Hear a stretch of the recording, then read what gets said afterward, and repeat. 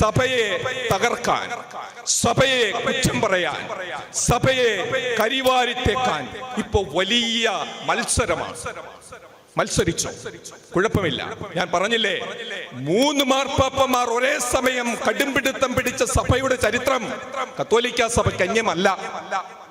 തകരില്ല, തളർക്കാൻ പറ്റില്ല, തകർക്കാൻ ദൈവം സമ്മതിക്കില്ല.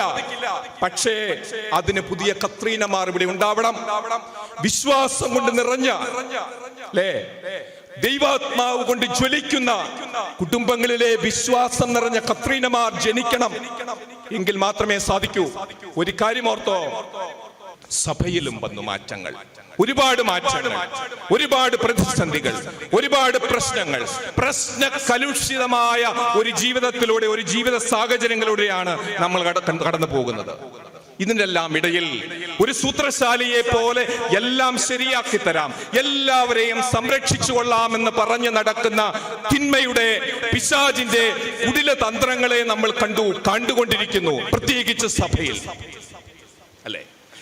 സഭയെ ഇപ്പോൾ ഞാൻ സംരക്ഷിച്ചു കൊള്ളാം, സഭയെ ഇപ്പം ഞാൻ ശരിയാക്കി തരാം, സഭയുടെ സകല പ്രതിസന്ധികളെ ഇപ്പോൾ ഞങ്ങൾ മാറ്റിത്തരാം, ഒരു സംരക്ഷണ കൂട്ടായ്മ ഇവിടെ ഉണ്ട് എന്ന് പറഞ്ഞ് തിന്മയുടെ വലിയ സംവിധാനങ്ങളെ സഭയ്ക്കുള്ളിലേക്ക് അടിച്ചു കയറ്റാൻ ശ്രമിക്കുന്ന വലിയ കുടിലതന്ത്രങ്ങളെ, കർത്താവ് പറഞ്ഞൊരു വചനമുണ്ട്, തിന്മ, പിശാച്, അവൻ നുണയനും നുണയുടെ പിതാവുമാണ്.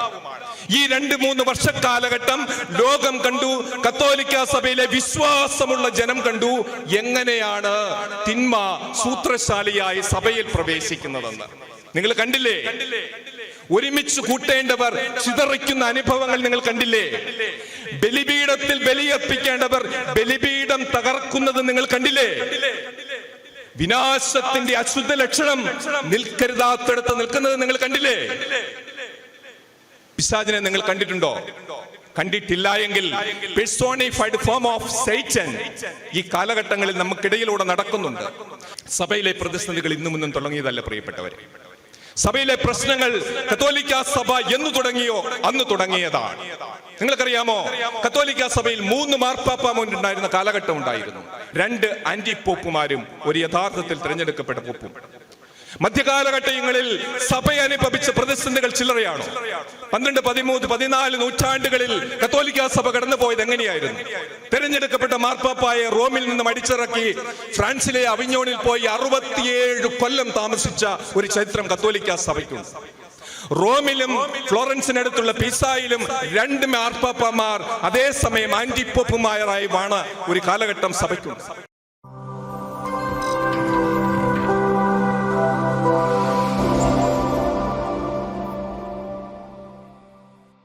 ഇസ്രായേൽ ജനം ഈജിപ്തിലെ അടിമത്തത്തിൽ നിന്ന് കാനാൻ നാട്ടിലെത്തി തിരിഞ്ഞു നോക്കിയപ്പോൾ അവർ അനുഭവിച്ച ദൈവീക കാരുണ്യമോർത്ത് അവർ രചിച്ച ഒരു പഴയ നിയമമുണ്ട്.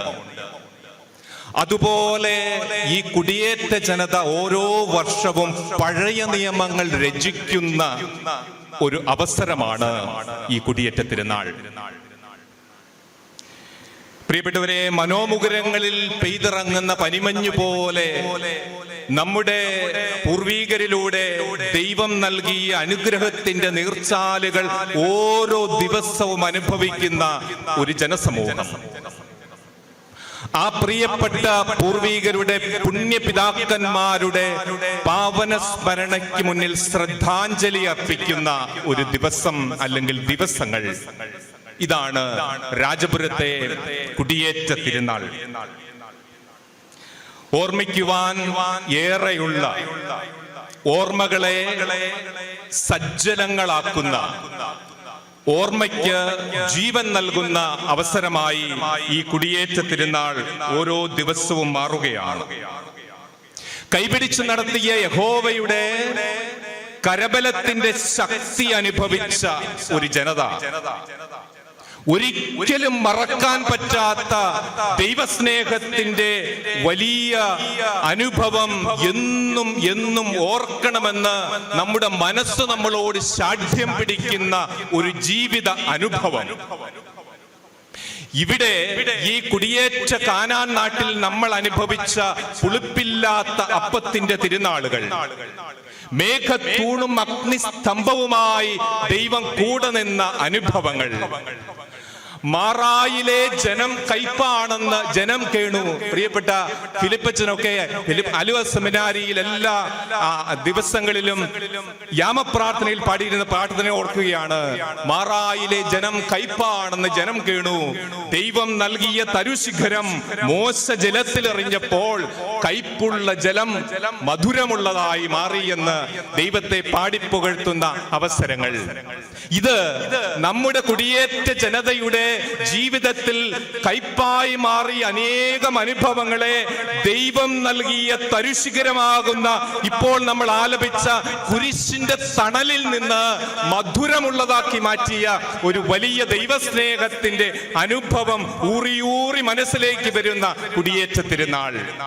പ്രിയപ്പെട്ടവരെ, ഇവിടെ കയ്പായി മാറിയ ഒരുപാട് അനുഭവങ്ങൾ ഉണ്ടായിരുന്നു. മലമ്പനിയുടെ കയ്പ്, കാട്ടുമൃഗങ്ങളുടെ കയ്പ്, ഇവിടെ അനുഭവിച്ച കയ്പുകൾ ചെറുതല്ല.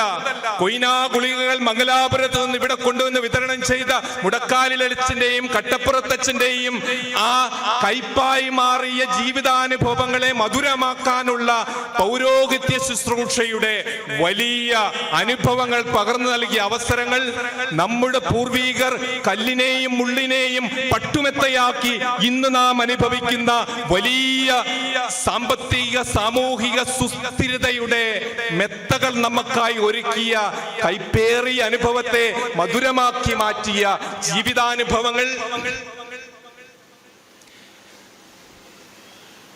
ദൈവം നൽകിയ ഈ തിരുസാന്നിധ്യത്തിന്റെ അപ്പത്തിന്റെ മേശയിൽ നിന്ന് പൂർവീകർ നമുക്കായി ഒരുക്കിയ ഈ ദേവാലയത്തിൽ തിരുസാന്നിധ്യത്തിന്റെ അപ്പം നമുക്കായി വിതരണം ചെയ്ത് മുറിച്ച് നൽകിയ അനുഭവങ്ങൾ സ്വീകരിച്ചിട്ട് കുടിയേറ്റ ജനതയ്ക്ക് മാത്രമല്ല ഈ നാട്ടിലെ നാനാജാതി മതസ്ഥർക്കും വലിയ അനുഗ്രഹത്തിന്റെ നീർച്ചാലായി മാറിയ ഒരു ജനതയുടെ ആഘോഷമാണിത്. അതുകൊണ്ട് ഇത് മറക്കാൻ പറ്റുന്നതല്ല. ഇത് മറന്നാൽ നമ്മൾ കാണിക്കുന്ന വലിയ നിന്ദയായി മാറും. അതുകൊണ്ട് ഈ ഓർമ്മ പെരുന്നാൾ, ഈ പെസഹ തിരുനാൾ, ഇതിന്റെ അർത്ഥം എന്താണെന്ന് നിന്റെ മക്കൾ ചോദിക്കുമ്പോൾ നിങ്ങൾ അവരോട് പറയണം, ഈജിപ്തിലെ അടിമത്തത്തിൽ വെച്ച് ഇസ്രായേൽ ജനത്തെ സന്ദർശിച്ച ദൈവം അവരുടെ ആദിജാതരെ, ഈജിപ്തിലെ ആദിജാതരെ സംഹരിച്ച് ഈ ജനത്തെ പുറത്തു കൊണ്ടുവന്നതിന്റെ ഓർമ്മയാണ് ഈ പെസഹ. പ്രിയപ്പെട്ട കുടിയേറ്റ ജനതയെ, നിങ്ങൾ നിങ്ങളുടെ മക്കളോട് പറയണം, ഈ തിരുക്കുടുംബ തിരുനാൾ, ഈ തിരുക്കുടുംബ ദേവാലയത്തിലെ തിരുനാൾ നിങ്ങളുടെ പൂർവീകരെ ദൈവം കൈപിടിച്ചു കൊണ്ടുവന്ന് ഇവിടുത്തെ വലിയ സംഹാര രുദ്രന്മാരെ നിർമാർജനം ചെയ്ത് നമുക്കായി ഈ ദേശം കാനാൻ ദേശമാക്കി നൽകിയതിന്റെ ഓർമ്മ പെരുന്നാളാണെന്ന് അങ്ങനെ പറയുന്നതാണ് ഈ തിരുനാളിന്റെ സന്ദേശം. മറ്റൊന്നുമില്ല. അത് ഓർമ്മിക്കുന്നതാണ് ഈ തിരുനാളിന്റെ ചൈതന്യം, വേറൊന്നുമല്ല. അത് മറന്നു പോകുന്നതാണ് ഏറ്റവും വലിയ നിന്ദ. ദൈവമാണ് ഈ ജനത്തെ നയിച്ചതെന്നും ദൈവമാണ് ഓരോ ദിവസവും ഈ ജനത്തിന് അന്നന്ന് വേണ്ടുന്ന അപ്പം നൽകുന്നതെന്നും ഓർമ്മിക്കുക. അത് മറക്കാതിരിക്കുക. അതാണ് പ്രിയപ്പെട്ട ദൈവജനമേ, ഈ കുടിയേറ്റ ജനതയെ നമുക്ക് ദൈവത്തോട് കാണിക്കാവുന്ന ഏറ്റവും നല്ല നന്ദി. ഉടയ തമ്പുരാനിലുള്ള വിശ്വാസം ഒരിക്കലും കുറവ് വരാതെ ഈ ജനം, ജ്ഞാനായ ജനം എവിടെയൊക്കെ ചെന്നോ അവിടെയൊക്കെ പ്രതിസന്ധികളുടെ നടുവിൽ വിശ്വാസം പ്രഘോഷിക്കാൻ, ജീവിക്കാൻ, ജീവിത സാക്ഷ്യമായി മാറാൻ എപ്പോഴും മനസ്സും ജീവനും കൊടുത്തിട്ടുള്ള ഒരു ജനമാണിത്. പ്രിയപ്പെട്ടവരെ, അസ്തിത്വം നഷ്ടപ്പെട്ടു പോകാതെ, അതിനെ നഷ്ടപ്പെടുത്താതെ ചരിത്ര സാക്ഷ്യമായി മാറാൻ മനസ്സ് കാണിച്ച, ജീവിതം ഹോമിച്ച ഒരു ജനതയുടെ പിൻതലമുറക്കാരാണ് നമ്മൾ. പക്ഷേ ഈ കാലഘട്ടം പ്രതിസന്ധിയുടെ കാലഘട്ടമാണ്.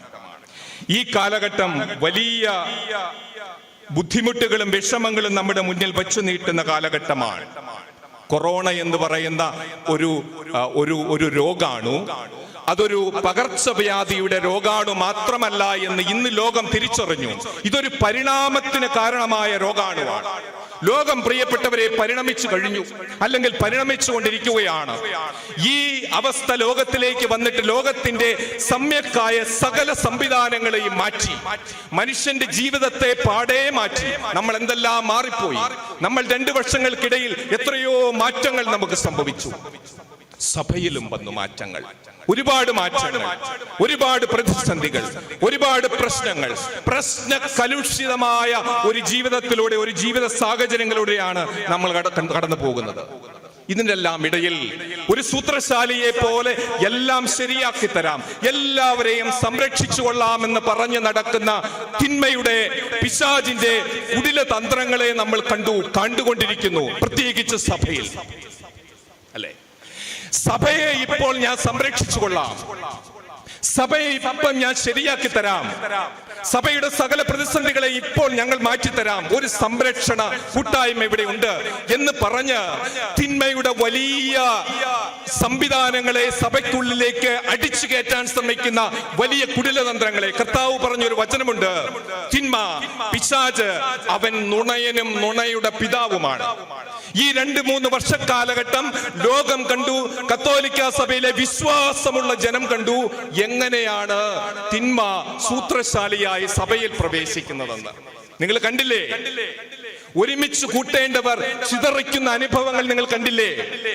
ബലിപീഠത്തിൽ ബലിയർപ്പിക്കേണ്ടവർ ബലിപീഠം തകർക്കുന്നത് നിങ്ങൾ കണ്ടില്ലേ? വിനാശത്തിന്റെ അശുദ്ധ ലക്ഷണം നിൽക്കരുതാത്തടുത്ത് നിൽക്കുന്നത് നിങ്ങൾ കണ്ടില്ലേ? പിശാചിനെ നിങ്ങൾ കണ്ടിട്ടുണ്ടോ? കണ്ടിട്ടില്ല എങ്കിൽ പേഴ്സോണിഫൈഡ് ഫോം ഓഫ് സൈറ്റൻ ഈ കാലഘട്ടങ്ങളിൽ നമുക്കിടയിലൂടെ നടക്കുന്നുണ്ട്. കുടിയേറ്റ ജനതയെ മറക്കരുത്. ദൈവമാണ് നിങ്ങളെ കൈപിടിച്ചു കൊണ്ടുവന്നത്. ഒരു സംരക്ഷകനും ഒരിക്കലുമില്ലായിരുന്നു. ഈ ജനതയെ കാക്കാൻ ദൈവമായ യഹോവ നമ്മുടെ പൂർവികരിലൂടെ അവൻ മാത്രമായിരുന്നു. 17-18 നൂറ്റാണ്ടുകൾ ഈ സമുദായത്തെ കാക്കാൻ ഒരു സംരക്ഷകനുമില്ലായിരുന്നു. കുടിയേറ്റ ജനതയെ ദൈവവചനം പ്രഘോഷിക്കുക, ദൈവത്തിന്റെ വിശ്വാസം സംരക്ഷിക്കുക എന്ന വലിയ ദൗത്യവുമായി വന്ന ജ്ഞാനായ മിഷണറിമാരെ സംരക്ഷിക്കുവാൻ ഇവിടെ കർത്താവ് മാത്രമേ ഉണ്ടായിരുന്നുള്ളൂ. അതുകൊണ്ട് മറക്കരുത്, നമ്മുടെ സംരക്ഷകൻ ദൈവമാണ്. നമ്മുടെ സംരക്ഷകൻ ദൈവമാണ്, മറ്റാരുമില്ല ഈ ജനത്തെ സംരക്ഷിക്കാൻ. പ്രിയപ്പെട്ടവരെ, നമ്മുടെ ഇടയിൽ കയറിക്കൂടിയിരിക്കുന്ന തിന്മയുടെ, ഭിന്നിപ്പിന്റെ, വലിയ പ്രതിസന്ധിയുടെ ആത്മാക്കളെ തിരിച്ചറിയണം. എന്നിട്ട് വിശ്വാസത്തോടെ, തീഷ്ണതയോടെ അതിനെ എതിർക്കുവാൻ, അതിനെ തകർക്കുവാൻ, ദൈവത്തിന്റെ പരിശുദ്ധാത്മാവ് കൊണ്ട് നിറഞ്ഞു നിൽക്കുന്ന മക്കളായി മാറുവാൻ നമ്മൾക്ക് കഴിയണം.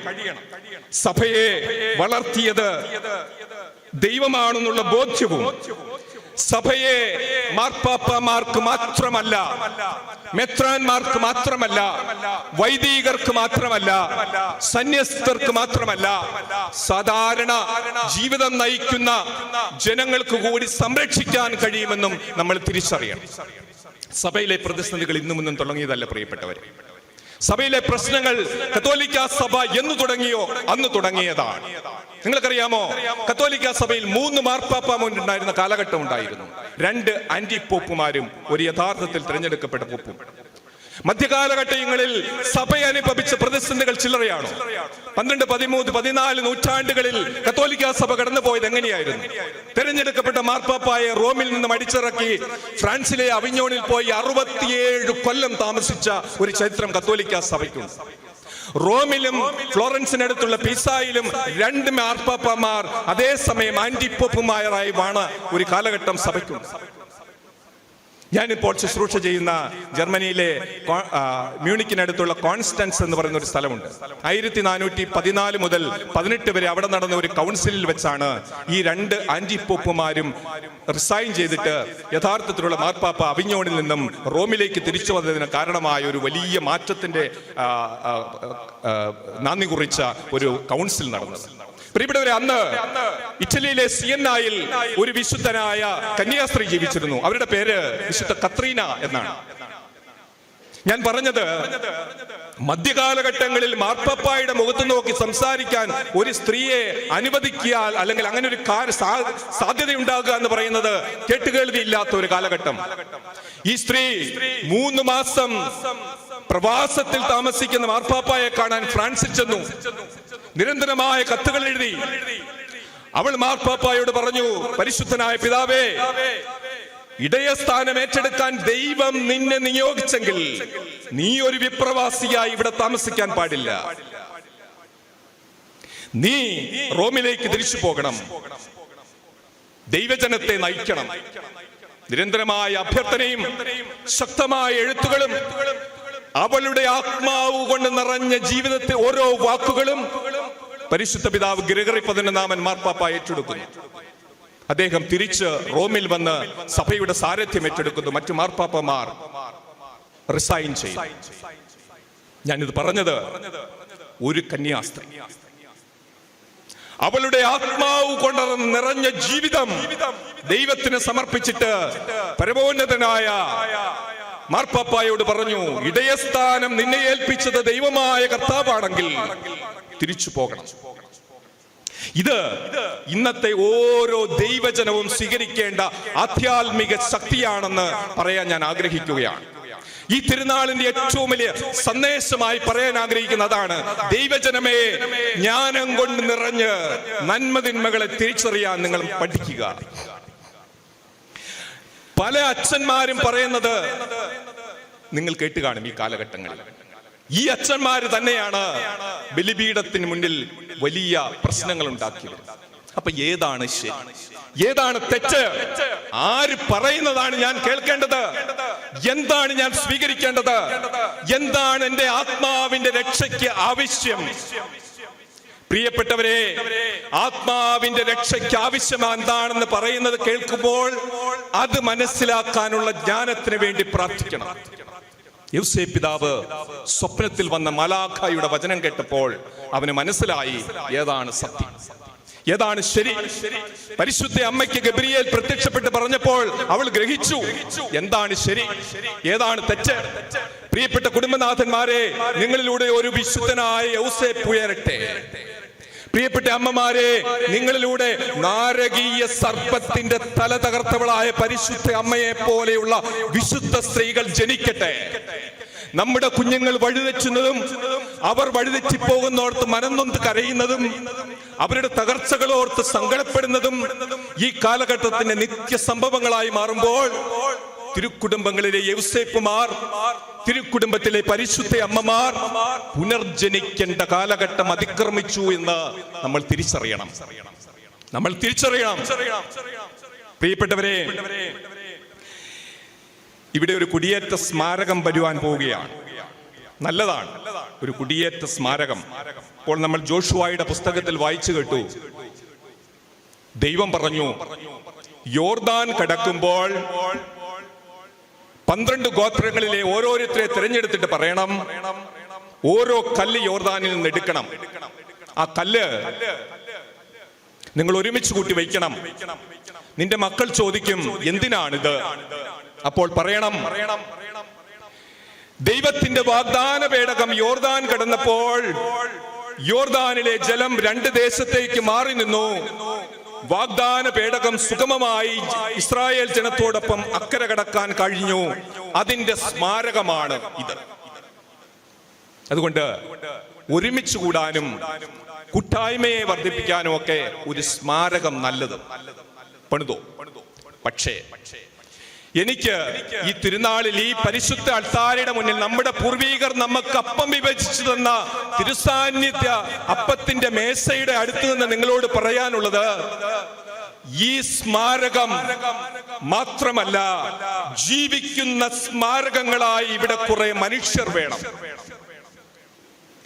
ജീവിക്കുന്ന സ്മാരകങ്ങളായി കുറെ മനുഷ്യർ ഇവിടെ ഉണ്ടാകണം. ഇനിയും ഇവിടെ സംഭവിച്ചു കൊണ്ടിരിക്കുന്ന പുഴുക്കൊത്തേറ്റ വിശ്വാസ ജീവിതത്തിനൊരു മാറ്റം വരണം.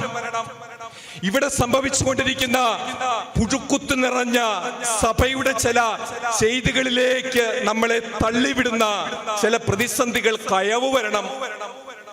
ജീവിക്കുന്ന സ്മാരകങ്ങൾ ഇവിടെ ഉയരണം. ജീവിക്കുന്ന സ്മാരകങ്ങളിലൂടെ മാത്രമേ ഈ ജനത മുന്നോട്ട് പോകൂ. ഈ ജനതയ്ക്ക് ദൈവത്തിന്റെ കൃപ ലഭിക്കാൻ വിശുദ്ധരായ മാതാപിതാക്കൾ ജനിക്കണമെത്രേ. ഇവിടെ ദൈവത്തിന്റെ കൃപ കൊണ്ട് നിറയാൻ കൃപ നിറഞ്ഞ മറിയം ഇവിടെ ഉണ്ടാകണമെന്ന്, എങ്കിലേ ഉണ്ണിയേശുമാർ കുടുംബങ്ങളിൽ ജനിക്കൂ എന്ന ഈ തിരിച്ചറിവ് ഈ തിരുനാളിന്റെ സന്ദേശമാകട്ടെ. പ്രിയപ്പെട്ടവരെ, സഭയെ തകർക്കാൻ, സഭയെ കുറ്റം പറയാൻ, സഭയെ കരിവാരിത്തേക്കാൻ ഇപ്പോ വലിയ മത്സരമാണ്. മത്സരിച്ചോ, കുഴപ്പമില്ല. ഞാൻ പറഞ്ഞില്ലേ, 3 മാർപ്പാപ്പമാർ ഒരേ സമയം കടുംപിടുത്തം പിടിച്ച സഭയുടെ ചരിത്രം കത്തോലിക്ക സഭയ്ക്ക് അന്യമല്ല. തകരില്ല, തളർക്കാൻ പറ്റില്ല, തകർക്കാൻ ദൈവം സമ്മതിക്കില്ല. പക്ഷേ അതിന് പുതിയ കത്രീനമാർ ഇവിടെ ഉണ്ടാവണം. വിശ്വാസം കൊണ്ട് നിറഞ്ഞ, അല്ലേ, ദൈവാത്മാവ് കൊണ്ട് ജ്വലിക്കുന്ന കുടുംബങ്ങളിലെ വിശ്വാസം നിറഞ്ഞ കത്രീനമാർ ജനിക്കണം. എങ്കിൽ മാത്രമേ സാധിക്കൂ. ഒരു കാര്യം ഓർത്തോ, ഒരു സമൂഹത്തിൽ നിന്നുകൊണ്ടോ, ഒരു കൂട്ടായ്മയിൽ നിന്നുകൊണ്ടോ, ഒരു സമുദായത്തിൽ നിന്നുകൊണ്ടോ നിന്റെ ആത്മാവിനെ രക്ഷിക്കാൻ നിനക്ക് കഴിയില്ല. നിന്റെ ആത്മാവിനെ നിനക്ക് രക്ഷിക്കണമെങ്കിൽ സഭയിലൂടെ പരികർമ്മം ചെയ്യുന്ന പരിശുദ്ധ കൂദാശകൾ, ദൈവത്തിന്റെ ജീവനുള്ള വചനവും മാത്രമേ നിനക്ക് ശക്തിയായി നിൽക്കൂ. അതുകൊണ്ട് യഥാർത്ഥ സത്യദൈവത്തെ തിരിച്ചറിയാൻ, ജ്ഞാനം കൊണ്ട് നിറയാൻ, ദൈവാത്മാവിനാൽ പ്രചോദിതരാകാൻ, കൂട്ടായ്മയിൽ ഒരുമിക്കാൻ, ദൈവത്തിന്റെ മക്കൾ, ദൈവത്തിന്റെ വചനം സ്വീകരിച്ച് പൂർവപിതാക്കന്മാർ നമുക്ക് നൽകിയ ആ തിരുസാന്നിധ്യ അപ്പത്തിന്റെ മേശ കളങ്കിതമാകാതിരിക്കാൻ പ്രിയപ്പെട്ട ദൈവജനമേ, നിങ്ങൾക്ക് ഒരുമിച്ച് കൂടാൻ കഴിയും. ഒരിടയന്റെ കീഴിൽ ഒരു കൂട്ടമായി ഭിന്നതകൾ മറന്ന്, വിശ്വാസത്തിലെ ചഞ്ചലതകൾ മാറ്റി, ജീവിതത്തിന്റെ ദൈവം നൽകിയ ആ വലിയ ശക്തിയെ ഹൃദയങ്ങളിൽ സ്വീകരിച്ച്, ആരെങ്കിലും എന്തെങ്കിലും പറയുന്നതല്ല, സമൂഹ മാധ്യമങ്ങളിലെ സൃഷ്ടികളല്ല, ദൈവത്തിന്റെ പരിപാലനയിൽ മാത്രം ആശ്രയിക്കാൻ ദൈവമേ ഞങ്ങൾക്ക് വരം തരണമേ എന്ന് എല്ലാ ദിവസവും പ്രാർത്ഥിക്കുവാൻ ഈ തിരുനാൾ നമുക്ക് ശക്തി നൽകട്ടെ. പ്രിയപ്പെട്ടവരെ, പൂർവീകർ നമുക്ക് കാണിച്ചു തന്ന ആ വലിയ വിശ്വാസത്തിന്റെ കെടാത്ത വിളക്ക് ഈ കാലഘട്ടത്തിന്റെ കാറ്റുകൾ വീശുമ്പോൾ അണയാതിരിക്കട്ടെ. നിങ്ങളെ കുറിച്ച് എന്റെ അപ്പൻ, എന്റെ അമ്മയെന്ന് നെഞ്ചിൽ കൈവച്ച് നിങ്ങളുടെ മക്കൾക്ക് പറയാൻ മാത്രം നിങ്ങളുടെ വിശ്വാസം അവരുടെ മുമ്പിൽ ഒരു വെളിച്ചമായി മാറട്ടെ.